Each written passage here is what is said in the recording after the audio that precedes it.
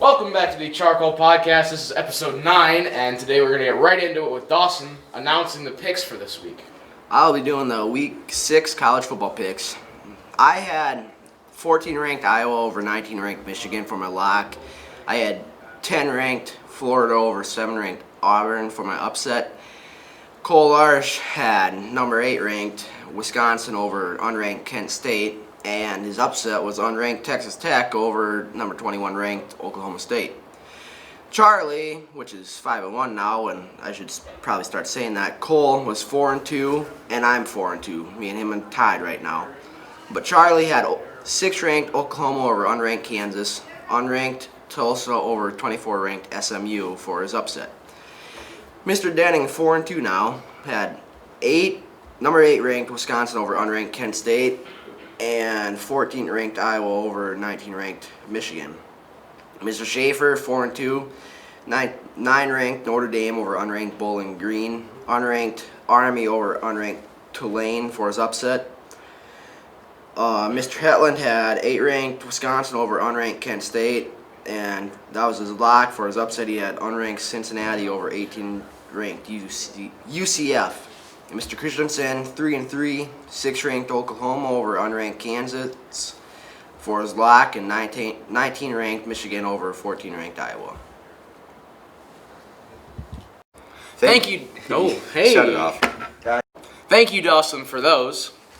Now, just before we head into everyone's favorite topic, or what we're going to do after this is wheel, obviously, the third time. We liked it. We incorporated a little bit of a new system, but before we go to that, we're going to talk about homecoming this week. This week we take on Stanley County in homecoming. They have one really good player, Taylor Gabriel. He's probably first-team All-State in my opinion. Watching the film, he's pretty good. Yeah, he's pretty good. Stanley County, they're not a team to sleep on, so it's gonna be a fun game. Yeah, it's gonna be a fun game all around. Mainly because it's homecoming, but yeah. Yes, I think though we should come out on top in there. It should be fun. So yep. All right, head on to the next. All right. Wheel Decide. Now for the Wheel Decide, we have 21 topics to start off the day, so let's get right into it. So Looks like we're gonna be in about 10. 11. Ooh, topic number 11. College football, most underrated and overrated player or players. Okay. Okay. So it's a little bit interesting. I didn't have any time to think about it. You can go first while I think. Okay, so I really just kind of put this in there just a topic of discussion here. Yeah. I honestly really don't have anybody that'd be the most underrated or overrated. I'm sure there's a couple underrated teams out there, but individual players, I can't think of any off the top of my head. Okay, I got my two. For an overrated team, UCF. Yes. They're overrated. They play nobody the whole year, and they go play a bowl game, and they win just by a little bit to teams that are really not good in the first place. Yeah. So that's why everyone thinks UCF is so good, because for the longest time they had a perfect winning streak, and they didn't play anybody. Yeah, because they played nobody. If you put them against Florida or Miami, they're going to lose. So yeah, and that's my opinion. That's the most overrated team, and probably the most underrated team. In my opinion, it has to be Florida. I know Florida teams right now, but the University of Florida, the Gators, are really an underrated team with what they have going. And I think that the Florida Gators are probably the most underrated team, But another thing I'd like to say before we head to the next topic is think about it in terms of this. You're going to probably be surprised when I say this, but Tua Tagovailoa is probably the most overrated player in college football. And I can see it. Here's my basis on that. He's from Hawaii. He's played almost all the years at Alabama. He's a good player. Don't get me wrong. Yeah. He's a good player. But I take it in a different way than most other people do. He has weapons. The offensive line is the best offensive line in college football, minus Wisconsin. Yeah. Most Big Ten schools. Alabama, there's Big Ten schools offensive line, Wisconsin, obviously, and Alabama, right there. right? Yep. So they have the best offensive line. Think of it in running backs wise. Derrick Henry, they've produced him. They've produced Josh Jacobs, probably runner or runner up for the Rookie of the Year award in the NFL this year. They produce good running backs too. Yep. So, and also wide receivers. Think about the wide receivers they produced. I said this the other day in a podcast too. They produced Amari Cooper and Julio Jones and crazy athletes like him. Yep. So it's not like he's surrounded by players that aren't good. He's got players to throw to. Everyone. He does have everyone, and the defense helps him a lot too. Because if the defense wasn't there, he'd have a rough time, and he feeds off of other people's energy. So I think he's probably the most overrated player. I wouldn't say he's bad, but I think if he goes to the NFL, he would not be successful. Yeah. Okay. On to the next topic.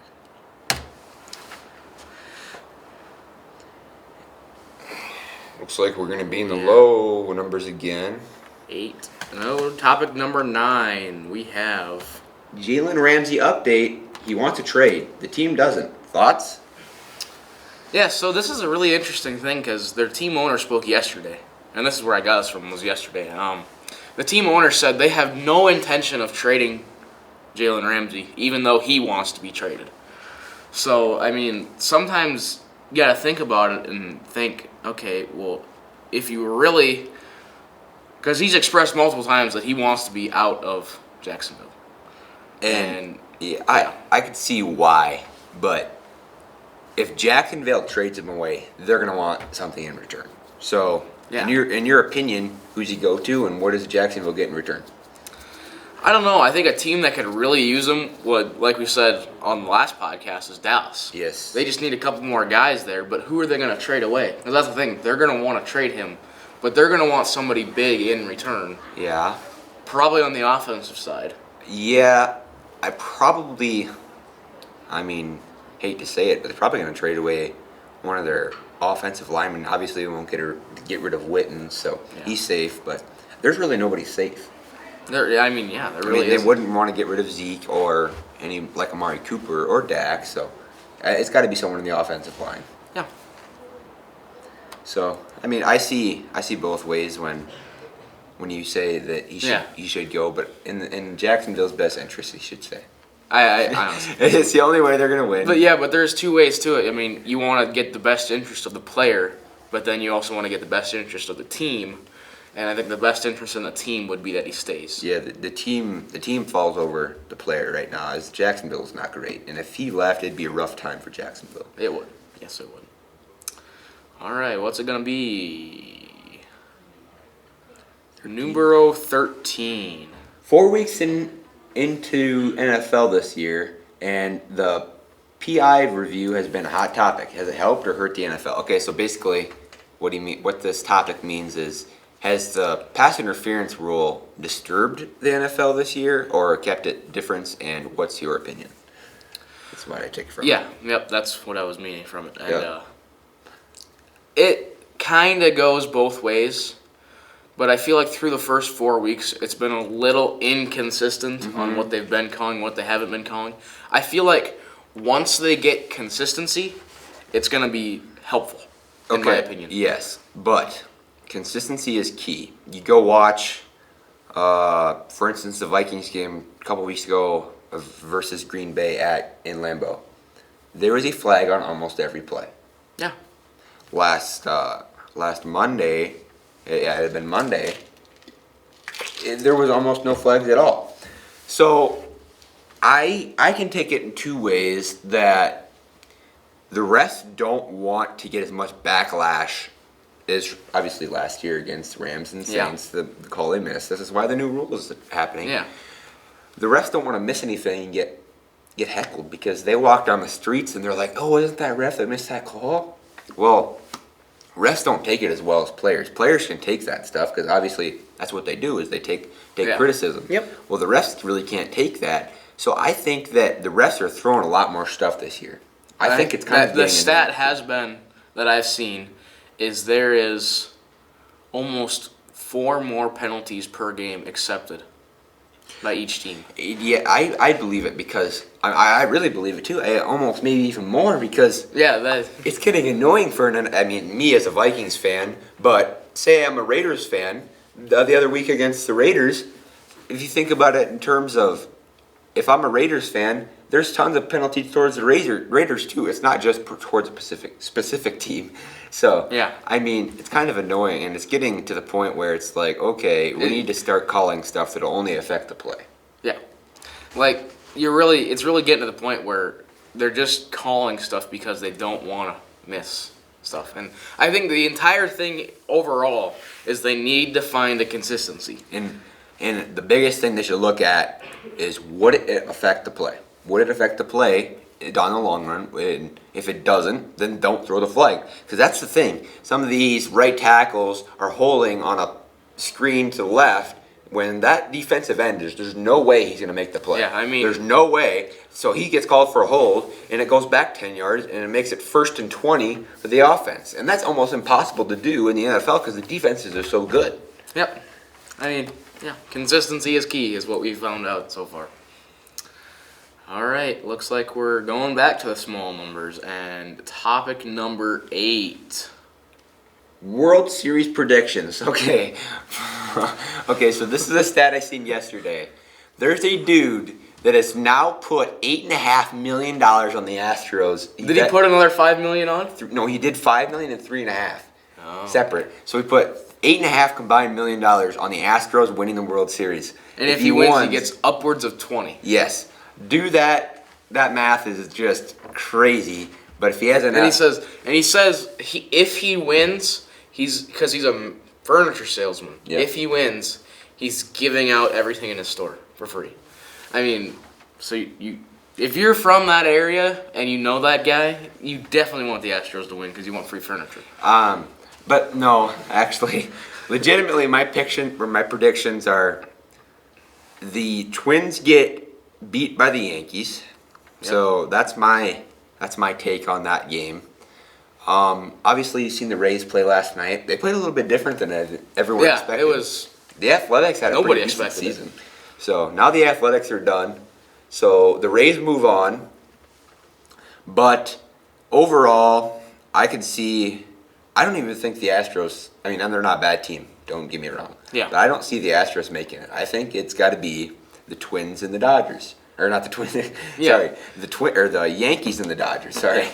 The Yankees and Dodgers are my picks. And I have, I probably have the Yankees winning that one. I think the Yankees have a chance at winning this thing this year with what they have. They finally regrouped a little bit. I think the Yankees can make a swing at this thing. I think I agree with the Yankees or Dodgers. I think it's either going to be the Yankees in 6 or the Dodgers in 7. Yes, and that's what I'm thinking. And if it doesn't end up like that, it will be. Astros could either take a hit in the first round, or they will glide right through this thing, win it in probably 5, and just head out of there. Yeah. So.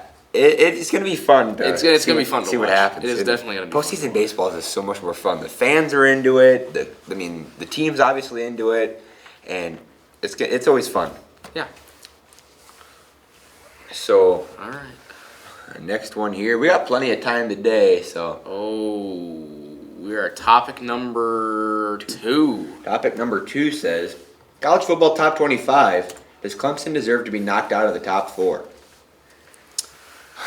Okay, we kind of had this conversation the other day. As of right now, yes.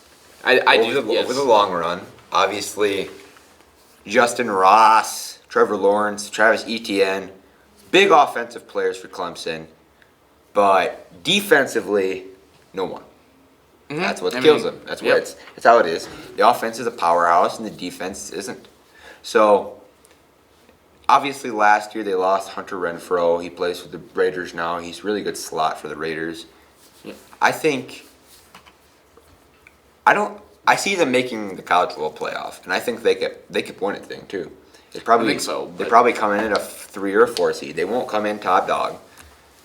I think Alabama is going to come in overconfident, but they don't deserve to be a top 4 team. That's my take on it. At this moment in time, no. I also agree with you. I don't think they deserve to be a top 4 team. I think if they start finding their groove, Mainly offensively they've been decent, but their defense they need to find another gear, pick it up a notch, and then maybe they're in the top 4. It's going to be hard. It's going to be really hard actually for Clemson. Well, for all we know, they're going to come back this week, and they're going to they have a bye this week, but next week they have to come out with fire and show the nation what they have. Mm-hmm. They have to. They win by 40, 50 next week. Oh, maybe they're a top 3 team. Yeah. So it's depending on how they play next week, and I think that they're not deserving of it. So that's my take on this. Yes. Alrighty. We have plenty of time. Oh yeah, we got a nice long podcast for it. Looks like we're looking at topic number 17. Staples Center is home to the top 2 basketball players in the world. You're blocking my view there. Every day there's a home game or a top performer. How can they handle all the action? Well, here's what I seen. I seen a thing on Skip and Shannon the other day. Undisputed, one of probably the best sports podcast out there. I listen to it. I listen to it all the time. And they had Snoop Dogg on the show, and they were talking about what the best basketball team in LA is. Before we go on to the Staples Center and that other topic, in your opinion, what is the best team in Los Angeles? This one is really close. I mean, it is, because finally the Clippers actually have a team. I mean, yeah, depending on whichever way you look at it, you can go either way. But I think I'm going to have to go with the Lakers because they're led by LeBron and all of his experience. This is, his 17th or 18th year in the NBA? Long darn time. I mean, and he's not been playing bad. So, I mean, on the back of his experience, I'm just going to have to go with the Lakers. I see your point, but I am taking the Clippers here because I think the young talent they have, and obviously it's going to be fun to see what happens in LA this year. But I think the Clippers are going to be a team to look out for, and obviously they're high in the power rankings this year compared to last year. It's going to be fun to watch LA basketball. If you're an LA basketball fan, like you said, you better have season tickets to both teams. Yeah, it's going to be some good basketball. There's going to be a lot of wins in that town, and don't be surprised if they both make a run at the thing. I mean, they're both going to make a run at the thing, and there's a chance that they can meet up in postseason play. So that's what I take. There is a chance. So you better have season tickets to the Staples Center, ladies and gentlemen. Just saying that right now. Yeah, going back to the topic, how does the Staples Center keep up with all this? How do they keep up? If you think about it, there's a home NBA basketball game every day, and when there isn't, they're usually bringing in people to perform, like a concert and such. So I think the way we think of it is we live in Mount Vernon, South Dakota. For all the people watching, Sioux Falls is the biggest city. City in South Dakota. And if you look at Sioux Falls, they have plenty of help to help them out. But the population of Los Angeles is a heck of a lot more than. Yeah. I mean, so the Staples Center compared to the Denny Sanford Premier Center is what we have in Sioux Falls. There's a difference in population, which can help them out, and obviously size. Staples Center is just way bigger. It is massive. Yeah. So I think that the amount of people that they're going to have to hire, but the money will be rolling in because there's not going to be a lot of empty seats. Oh yeah, there's going to be hardly any, if any. I mean, you got two of the arguably best teams in the NBA. Yep. In the same arena playing, so I mean, California had some good basketball this year, finally. So, yeah, that's my take on that. So we're gonna head to the next topic here. Next one. Let's see. Topic number 15. Should Vontaze Burfict be able to play anymore after his year suspension? Okay, before I even get to the year suspension, it's football. It's football, and you're gonna take hits like that. This guy's been suspended, probably 4 times for a long time. Yeah. He obviously got a fine. I'm not sure what the monetary amount for that was, but he plays hard. He's different than most players should be. He is, yeah. If you look at it in terms of Anthony Barr compared to Vontaze Burfict, Anthony Barr is going to go make a tackle on you. Vontaze Burfict wants to make you feel it. Yeah, he wants to hit you. And that's what John Gruden has his defensive do. That's what and Vontez Burfict fits with his system, and if Gruden didn't want him there, then he wouldn't have him. So I think that he shouldn't have a year suspension either. I think that it's football. You can take it. Yeah. I can see how they give him maybe a game. Yeah. Because, it was kind of, he did kind of lead. But and he's obviously appealing because he wants to play and stuff. And Gruden's probably not happy either. I haven't seen any comments from him over ESPN or anything like that. But it's fun to see what the NFL tries to do to players who really make the defense for Oakland thrive. I mean, if you think about it, what else does the Oakland defense have in terms of? If you think about it, obviously, I need to stop going back to my Minnesota team, but the Vikings, when they played Oakland, Vontez Burfict ran around and made all sorts of plays. Yeah, he's just out there playing football. Yeah, he's out there playing football. And if you look at it last week when they played, he was out there playing football, but was a hit clean? What do you think? I can honestly see both ways to this. I've heard both ways do it. Like, people are saying that he should be suspended and he shouldn't be able to play anymore in the NFL. And then there's people that are saying, okay, he might have led with the head. Give him a game. Let him come back and play. Fine him probably, if anything. Yeah. What people don't understand about the NFL is, and I've heard this from Chad Greenway, a really great linebacker for the Minnesota Vikings. He was probably two-time Pro Bowler, I think so, something like that. Two-time Pro Bowler. More than that. I don't know. And he was a great player. And he was telling me that the difference between NFL football and college football are way different because of the speed. It's so hard to slow down when you're in the NFL. Mm-hmm. You have so much strength, so much speed that when you hit someone, it's going to be really hard for you to slow down or change directions. I think it's really it's a skill to learn, and Burfict is just so fast and so strong that it's hard for him to change it. And he doesn't necessarily need to lead with his head. He can use his shoulder pads a little bit. Yeah. It probably wasn't a clean hit, but I think that what he did probably wasn't right, but he did it. So. Yeah, when you think about it, it probably wasn't even that dirty of a hit. You've seen a lot worse from people. You're right. Alrighty. Topic 12. How are the 49ers undefeated? Well, they had a bye last week. End of story. All right, next question. No, I'm just kidding. That is kind of it. They played like the three worst teams in the NFL, and then they had a bye week. Who do they have this week? Do you know? I don't know. All right. Well, whoever they have this week is hopefully putting up a little bit more of a fight because... I hope so. You look at their roster, they have like nobody. And yeah, you're right. And Jarrett McKinnon, their only hope at running back, got hurt earlier in the year, so I don't know. This is kind of a they're not good, and they really shouldn't be talked about as a great team. I don't even think they are. They're just talked about because they're undefeated. They're 3-0 going into week 5, and it's just a miracle. That's all I have to say about that. Topic 16. 16 are rookie quarterbacks stealing the show. Well, in my opinion, yes. But I think that the quarterbacks who are playing this year are great. Obviously, the Giants made a great decision with Daniel Jones last year over Haskins. Yeah. Skins thought Haskins was the guy, so they picked him up. And I'm not saying he isn't the guy, but he's not having a great season. Yeah, he played last week, and he was... He's not doing great compared to the Daniel Jones or obviously the Kyler Murray.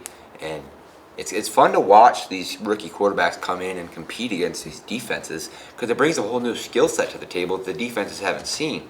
Yeah. Obviously, Kyler Murray at Oklahoma last year did some amazing stuff with his feet, and that's not a lot of things the defenses see. So the coaches will adjust to try to help out and make the quarterback more comfortable. So maybe we can add a RPO here or, something like the pick patterns they have in college football there. It helps out Kyler Murray in the same way.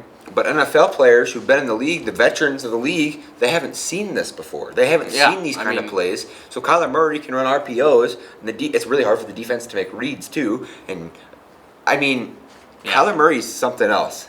it's really hard for the defense to do anything against Kyler It has Murray. to take a lot of time to adjust to his playing style and his team's playing style that's based around him. And to answer the question, I personally think they do, because anymore you see, they're talking about Gardner Minshew and Daniel Jones and how he's playing better than Eli Manning did this year. Ever has, probably. Probably ever has.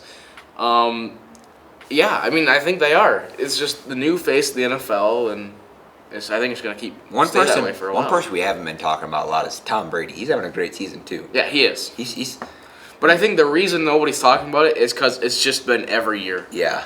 I think that's the main reason why Yeah. he's not getting that much attention. I agree. Is because it's just every year that he's good. So I mean, Yeah.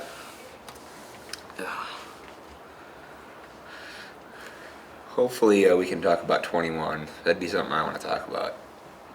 We got It'll end at 19. High school basketball, combining the state tournaments, like it or not, advantages and disadvantages.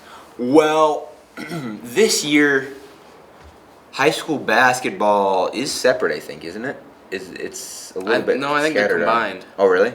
All of them Aren't except for B. They're in Rapid, aren't they? Then I'm pretty sure they're in Rapid. One of this them's Sioux Falls, one of them's in Rapid. Yeah. year. Well, I think ours is in Rapid. oh, I mean, I see. Oh, you're talking about like combining both boys and girls. Combining boys and girls, Oh, yes. Combining okay. boys and girls, yes. Okay, sounds good. I see your point.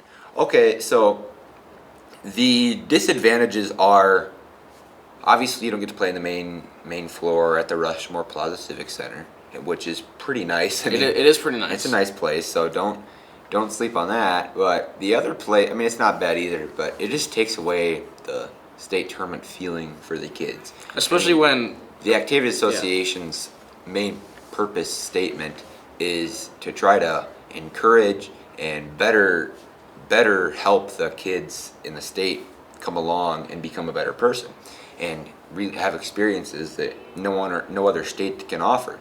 So if they can't offer the same experiences that other states are having, why wouldn't kids go to other states? Yeah. I mean, obviously you live in South Dakota, but you're not probably just going to move for sports. But I see they're taking away an experience from the kids that they should have, and it's playing on the big stage. Yeah. And another thing I want to talk about is we had a prime example of this last year. Our girls basketball team went to state. They lost their first game, which, I mean, they probably could have won, but I mean, that's neither here nor there. And then they go the next day, which would have been, because Thursday, Friday, Saturday, wasn't it? Then they go Friday, they play at 11 a.m., win that one, lose that one? Lose. And then they go Saturday, and they play at 10 a.m. Yep. So you're talking people that want to drive from Mount Vernon Plankton, which is an hour plus away from Sioux Falls, to drive to play at 10 a.m., and then what do you do? What do you do after that? I mean, I think that's the main example I got from this. if you make the state tournament, it's something special. I mean, Yeah. it is. If you can make the state tournament, you have a good team. I think that the state obviously has enough money. I've been looking through what they make for income, and it's up there. So Yeah. they're making money somehow, and it's going somewhere. Obviously, they have to pay the Denny, and they have to pay the Sioux Falls Arena and the Civic Center and the Barnett Center up in Aberdeen. They're paying out a lot of money to people, but I think there's money there that they could expand this thing. And obviously, I'm not completely positive that we could do this, but they could expand it from Wednesday to, because you can't have events on Sunday. I know that. I've read that rule. I've read almost every rule in the state handbook. So I think if we can do a Wednesday to Saturday tournament, it would be a little bit better for the players. And Or even if you don't combine them, like that's where the state's missing out is. I think you'd get so much more revenue from people, like especially if both teams make it, boys and girls. You go to the girls, come back. The next weekend you go to the boys, and that's just bringing in so much more revenue. And I think that's what the state's mainly missing out on. And it helps out the town too. I mean, obviously Sioux Falls just probably doesn't need any more money than they already have. I mean, they have plenty, but it really helps them out too. So I think that it probably isn't a great idea. It's taking experience away from the kids. And I mean, think of it this way: if we went and played state tournament football, say we started the bracket, we had 8 teams left in the football tournament. or in the football bracket, and you played your first game at the Dyke House, and then after that you went into the indoor facility on an 80-yard field next to the thing. It's not the same thing. The Dyke House is massive, and it's not as big of a stage. I mean, and that's the way I look at it. And I think that it takes an experience away from the kids that the kids should have. If they tried that hard over the whole year and they put all this effort in, why shouldn't the association put some money forth for the players? Yeah. So that's my take on that. All right, and I believe final topic here. Okay, sorry about that. We had a couple of technical difficulties. Camera was running low on battery, so we had to plug it in. We're gonna spin for our final topic here. So our last topic, looking at topic number 6. California NCAA pay-to-play rules, good or bad? Yes, they are awesome. They're going to get so much more kids to come to their school. UCLA, California, all these crazy good schools are going to, or all these crazy good athletes are going to come to California and want to play. UCLA's basketball team is going to go from here to like here in 2 years. Watch it. Yeah. Yep. That's what I'm thinking about it. And then the whole point behind it was LeBron James spoke out about it, and he said, growing up as a kid, he had nothing. And that's why he went from high school to the NBA, because he needed to play basketball for money. Yep. And that was his whole point behind it is there's some kids here that are playing college and they can barely pay for college. Like they're playing basketball in college just to work up to the NBA so they can get paid. Yeah. And so they can support their families. So. And there's a lot of NBA players that spoke out against this, and it's not just basketball either. It's football, all the sports, and for the likenesses and everything in sports. But Draymond Green spoke out against it, and he said that the NCAA is basically a dictatorship. Think about it. Yeah, they rack in a ton of money. A pile. It's not even, you don't even want to see the number. So where's the money going to? It's like the same thing as the South Dakota High School Activity Association. Where's the money going? I'd like to see it, and there probably is places it's going, but it's not a definite reason. So California is going to be nice to the players. They're going to give them money. It's going to be good for the players. So it's going to make kids who didn't have such a good life growing up be able to make money if they can play ball. So it's going to be good for or even that. I mean, if they make enough money so they can pay for college, then they're going to college to go to school and play basketball for free to get up to the NBA. Yep. And that's what's probably going to be the most beneficial about it. And it's going to turn into a lot of colleges aren't going to give you much of a scholarship anymore if you play basketball. It's going to be you play good, your likeness is going to get you more money. So yeah, it's talent-based results. Yep. So I think that yes, it's a good idea. Okay. And I think that's all the time we have. I think we have 30 seconds left in this class period. So thank you guys so much for listening to this podcast. Thank you for listening to episode 9.